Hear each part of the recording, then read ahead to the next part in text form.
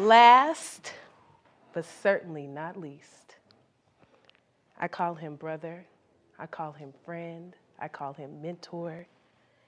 His voice commands stages. It is powerful.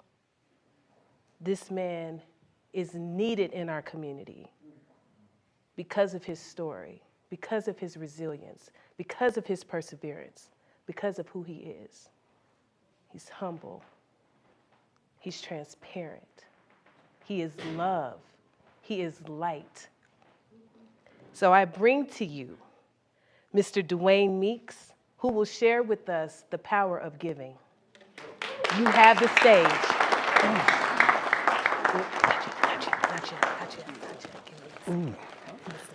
Thank you, Sister T. Thank you. And thank you all for being here tonight. I want to give a shout out to Papa Dia, Professor Uzi, and my sister T for giving us all this wonderful opportunity in the community. Yeah.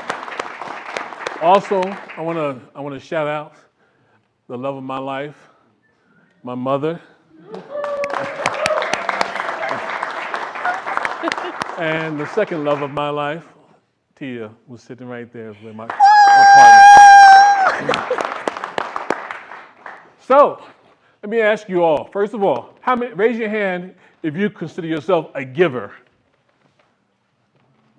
Okay, not everybody? Okay, how about we have any takers in here? Oh, come on now, be honest. You don't want to do it because the person's sitting next to you, right? Okay, but guess what? It's okay because we're all givers and we're all takers, right? We all give and we all take. That's what we're here for this journey. So just imagine, have you ever experienced the transformative impact of giving of yourself so much that it transformed you more than it transformed the person that you gave to, right? The gift of your soul, just that act of giving did something, had a profound impact on your life and reshaped your whole being.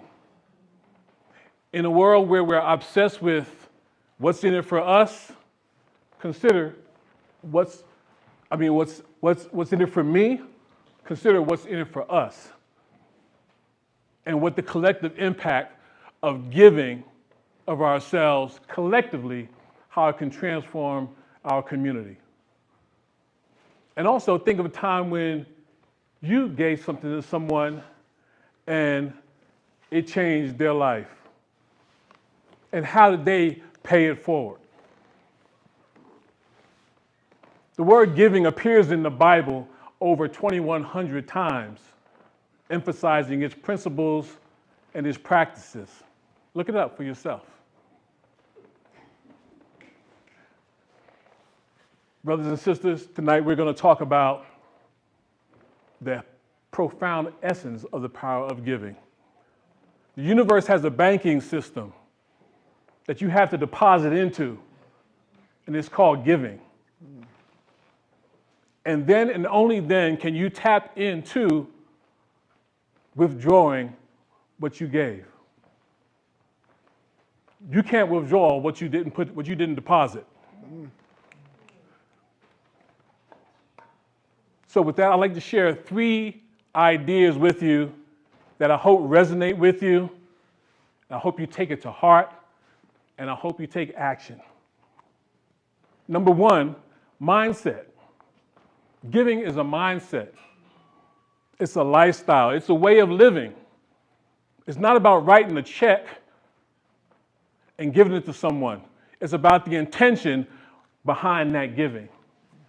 Did you give from your heart? Did you give unselfishly? Did you give without looking for anything in return?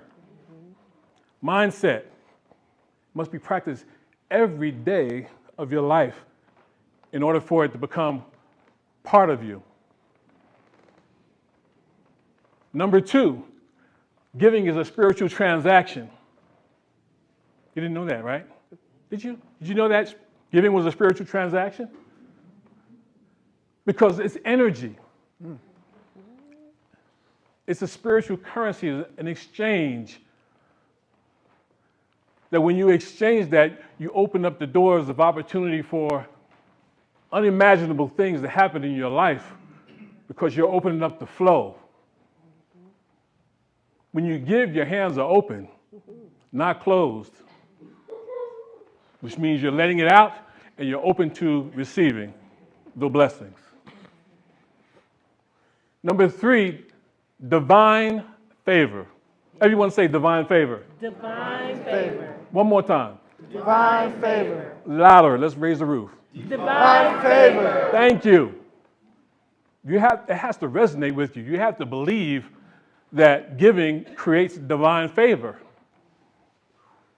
In the book of Luke, it says, give and it shall be given. Good measure, pressed down, shaken together, and running over. I was waiting for somebody to say that. Running over exponentially into your life, into your lap. But you can't keep it all for yourself. We are here to be conduits of divine blessings for each other. You can't keep it unless you give it away. You can't take it with you. You got to let it go.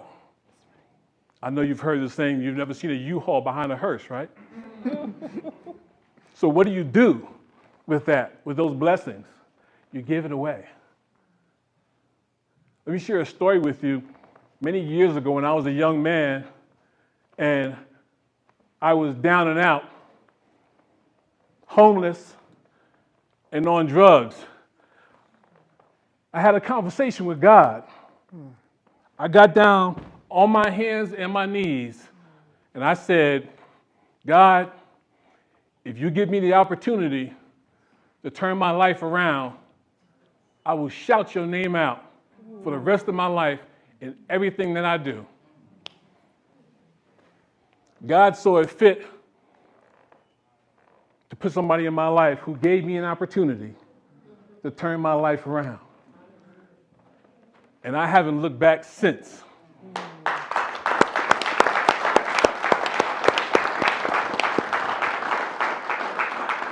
Matter of fact, I've been able to monetize that gift that was given to me and have been able to pour back into others. I've been able to capitalize on the gift that I was given to give back to others and transform others' lives. So I don't want just to be about a few words that I'm sharing with you because you're not here to listen to me. You're here to be transformed when you leave out these doors tonight by all these speakers. It's about movement. It's about change. It's not about leaving here differently than you walked into this door.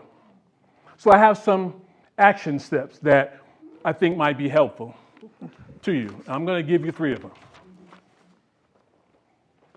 Number 1, find out what your gifts are. Find out what your gifts are. We're all born with gifts. And the sooner you find out what your gifts are, the faster you'll be able to give them away. Your gifts, your skills, your talent, your resources, your love, your heart. Number 2, be grateful. Have gratitude. You have gratitude for the things that you have, for the abundance you already have in your life. Take time to appreciate what you have in your life. Gratitude is the fertile soil that the seeds of giving can produce a bountiful harvest. You have to plant those seeds in the soil or you can't reap what you sow. It's not going to come back to you. So stop holding on to stuff. Give it away. Number 3, listen to the whispers of the Spirit and give sacrificially. Because the Spirit is always giving us opportunities and small, subtle nudges to give us an opportunity to give. You have to listen for those opportunities. You have to see those opportunities when the Spirit is urging you to give of yourself. You have to stretch yourself. It's not about being comfortable or being convenient, and you only give when you think you have something to give. Giving stretches you. I remember years ago driving down the block and I saw a homeless guy in the corner, and he had a sign, and the sign said, I work for food. I'm just hungry. And I was in my car. I had just got me a 3-piece from Popeyes. And I saw him. I pulled over and got out the car and said, hey, would you like a piece of chicken? And do you know what he said to me? He said, is it original or spicy? I said, if you don't take this chicken. No, but true story. That original spicy. I was like, if you don't take what I'm trying to give to you.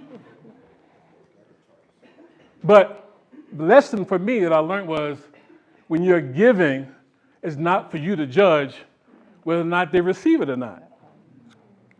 You just need to follow directions that the Spirit is giving you, that the universe is giving you, that God is giving to you. Act off of that. That was a big lesson for me to learn. It's not for me to judge. It's just for me to give.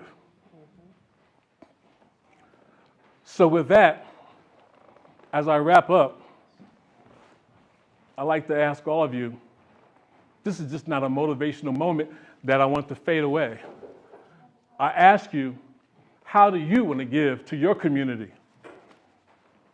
How do you want to serve your community? What are your gifts? What motivates you?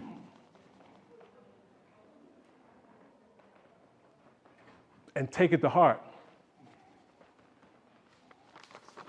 Because without you, nothing changes. So I encourage you all to be architects of change, ambassadors of kindness, and champions of giving.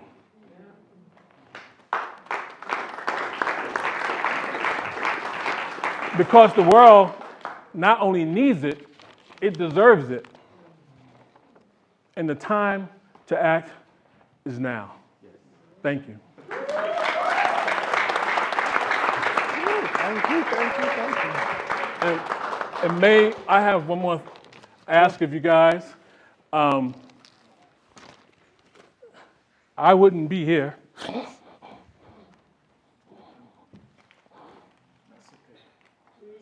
I did good so far. If it wasn't for this woman over here, my mother. And I believe in giving people their flowers while they can smell them. And that is the greatest gift I can give to my mother for all of her support and giving me the gift of life. Because if it wasn't for you, none of this would be possible. So,